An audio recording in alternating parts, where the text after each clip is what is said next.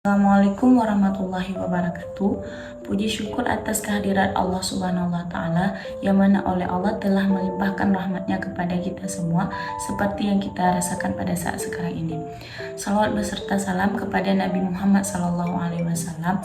Baiklah, yang saya hormati Ibu Maidah Safita MPD selaku dosen pengampu mata kuliah pengembangan program kerja AUD. Baiklah, di sini saya membuat video presentasi untuk memenuhi tugas final saya di mata kuliah program kerja PAUD. Di sini saya sendiri bernama Tasyatul Mafirah dengan NIM 2102146. Adapun judul presentasi saya pada hari ini adalah mendukung pemenuhan esensial pada anak usia dini. Adapun di slide pertama yaitu latar belakang. PAUD adalah pijakan pertama anak di dunia pendidikan dan titik awal perjalanannya dalam perkembangan dan berperan penting di masyarakat, negara, dan dunia. Sebagai pijakan pertama, maka pengalaman anak di PAUD sangatlah penting. Apabila pengalaman belajar yang mereka alami di PAUD tidak menyenangkan, maka tidak ada rasa positif terhadap belajar yang kemudian menjadi bekal mereka dalam melanjutkan jenjang pendidikan berikutnya. Sebagai dukungan dalam mewujudkan visi Merdeka Belajar, Merdeka Bermain, maka disusun model penyelenggaraan layanan PAUD berkualitas yang berisikan serangkaian indikator kinerja yang lebih konkret dalam memandu pemerintah daerah, satuan pendidikan, dan masyarakat. Adapun di slide kedua, memahami kebutuhan esensial anak usia dini. Yang pertama, pengertian kebutuhan esensial anak. Terpenuhinya kebutuhan esensial anak menjadi salah satu beberapa tujuan khusus. Pengembangan anak usia dini holistik integratif. Pengembangan anak usia dini holistik integratif atau PAUD HI disebutkan bahwa tujuan khusus PAUD HI. Terpenuhinya kebutuhan esensial anak usia dini secara utuh meliputi kesehatan dan gizi, rangsangan pendidikan, pembinaan moral emosional, dan pengasuhan sehingga anak dapat tumbuh dan berkembang secara optimal sesuai kelompok umurnya.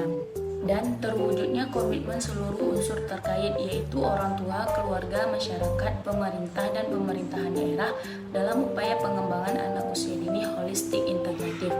Kebutuhan esensial ini diperlukan bagi semua anak, termasuk anak berkebutuhan khusus atau anak ABK.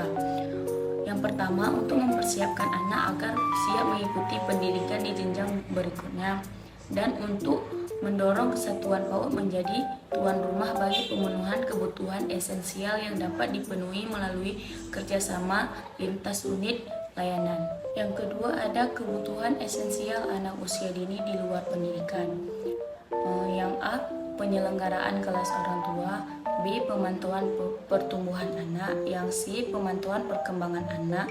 Yang D, berkoordinasi dengan unit lain terkait pemenuhan gizi dan kesehatan. E, menerapkan perilaku hidup bersih dan sehat atau PHBS melalui pembiasaan. F, pemberian makanan tambahan atau PMT dan makanan bergizi secara berkala. Yang G, pemantauan kepemilikan identitas atau NIK anak. Yang H, ketersediaan fasilitas sanitasi dan air bersih. Di slide ketiga, kita membahas tentang mendukung pemenuhan kebutuhan esensial anak usia dini. Yang pertama, ada penyelenggaraan kelas orang tua.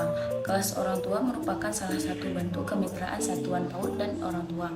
Yang kedua, ada pemantauan pertumbuhan anak. Pemantauan pertumbuhan anak di satuan PAUD antara lain dilakukan dengan cara: yang pertama, mengingatkan orang tua untuk secara rutin membawa anak ke posyandu, dan yang kedua, mengakses data dan informasi pertumbuhan anak melalui posyandu.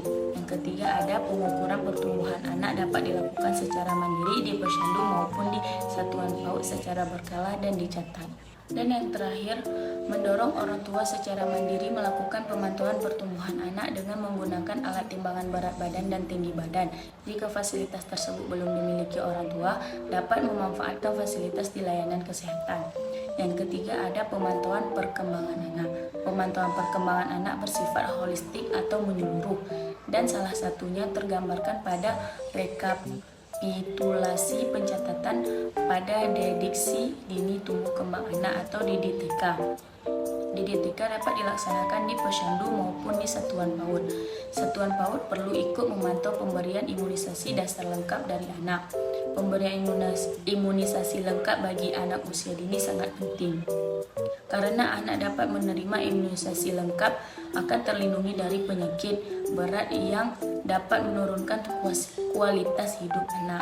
Satuan PAUD dapat menanyakan langsung kepada orang tua anak jenis imunisasi yang mereka sudah dapat agar bisa menindaklanjuti kepada orang tua jika terdapat anak yang belum mendapatkan imunisasi lengkap agar terpenuhi. Satuan PAUD juga dapat berkoordinasi dengan unit layanan kesehatan dalam pelaksanaan imunisasi anak di sekolah. Yang keempat, ada berkoordinasi dengan unit lain terkait pemenuhan gizi dan kesehatan anak. Satuan PAUD dapat berkoordinasi dengan unit lain terkait pemenuhan gizi dan kesehatan anak, antara lain dengan cara: yang pertama, kepala satuan PAUD atau pendidik dapat berkoordinasi dengan kader PKK atau kader posyandu, Puskesmas, dan Bunda PAUD desa untuk pelaksanaan imunisasi kepada anak usia dini, lalu menyampaikan hasil dari rekapitulasi pencatatan gizi dan kesehatan anak di satuan PAUD. Kelima, menerapkan perilaku hidup bersih dan sehat atau PHBS melalui pembiasaan. Yang pertama adalah pembiasaan dan budaya mencuci tangan dengan sabun dan air yang mengalir. Yang kedua, menjaga pola makan sehat, bergizi dan bernutrisi. Yang ketiga, menjaga kebersihan pribadi. Yang keempat, menjaga kebersihan lingkungan. Yang terakhir, ada menjaga kebugaran fisik dan melakukan kegiatan bermain, berolahraga dan beraktivitas fisik lainnya. Yang keenam, ada memberikan program makanan tambahan atau PMT dan pemberian makanan bergizi secara berkala. Beberapa hal penting yang perlu diingatkan dan penyelenggaraan PMT di sekolah. Yang pertama, menggunakan makanan lokal yang mudah, murah, tersedia, dan tidak memberatkan semua pihak. Yang kedua, orang tua dan pendidik bersepakat dan berkomitmen bermuafakat terkait jadwal jenis makanan atau menu dan penyelenggaraan secara umum. Yang ketiga, orang tua memegang peran utama, pendidik atau satuan pendidikan menjadi unsur pendukung. Yang terakhir, ada makanan mengandung gizi seimbang dan bervariasi menjadi kunci utama dalam praktik PMT. Yang ketujuh, pemantauan kepemilikan identitas atau NIK anak. Sosialisasi pentingnya nomor induk kependudukan dan memberi pemahaman terkait mengurus kepemilikan NIK anak wajib disampaikan kepada orang tua. Sosialisasi ini dapat dilakukan misalnya dalam pertemuan rutin orang tua. Pertemuan orang tua bisa dilakukan di tiap semester. Yang ke-8 ada ketersediaan fasilitas sanitasi dan air bersih. Ketersediaan fasilitas sanitasi dapat diupayakan oleh satuan PAUD antara lain dengan cara bekerja sama dengan pihak pemerintah desa, dusun, RW, RT, masyarakat setempat, pihak lain yang bekerja untuk membangun desa maupun pelaku usaha yang berada di lingkungan sekitar. Fasilitas sanitasi utama pada satuan PAUD terbagi menjadi 3 unsur. Yang pertama, ketersediaan air bersih dan mengalir. Yang kedua, ketersediaan jamban atau toilet. Yang ketiga, tersediaan fasilitas atau tempat cuci tangan pakai sabun. Nah, di slide keempat ada refleksi untuk perbaikan berkelanjutan. Yang pertama, refleksi untuk perencanaan yang bermakna. Kunci dari peningkatan kualitas layanan adalah terbangunnya budaya refleksi. Melalui budaya refleksi secara berkala, satuan PAUD melakukannya evaluasi diri terhadap praktik penyelenggaraan layanannya dan bersama-sama menentukan upaya apa yang perlu dilakukan selanjutnya. Kedua, ada refleksi untuk pemenuhan kebutuhan esensial anak usia dini. Satuan PAUD perlu merefleksikan kondisi nyata atas upaya yang telah dilakukan dalam mendukung pemenuhan kebutuhan esensial anak. Yang ketiga, tindak lanjut dan rekomendasi tindak lanjut dan rekomendasi kegiatan refleksi di satuan PAUD antara lain. Yang pertama, satuan PAUD dapat membuat refleksi mandiri tentang pemenuhan kebutuhan esensial yang telah dipenuhi dan kebutuhan yang belum dipenuhi. Yang kedua, refleksi mandiri dapat dilakukan oleh kepala satuan PAUD dan pendidik bermitra dengan orang tua dan tokoh masyarakat setempat di sekitar satuan PAUD.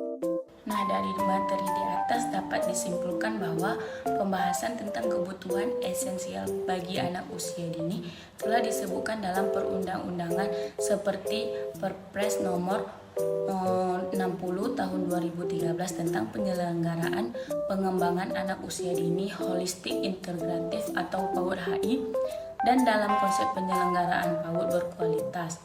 Dengan memenuhi 8 indikator kebutuhan esensial ini, satuan turut menyambung keberhasilan program PAUD HI dan percepatan penurunan stunting. Satuan PAUD dapat melakukan pemutaran akhir data dapodik yang berkaitan dengan pemenuhan kebutuhan esensial non-pendidikan agar dapat mencapai target lembaga pendidikan anak usia dini yang mengembangkan pengembangan anak usia dini holistik integratif dan target 70% di tahun 2024. Baiklah, hanya sekian video presentasi dari saya. Lebih dan kurang saya mohon maaf. Assalamualaikum warahmatullahi wabarakatuh.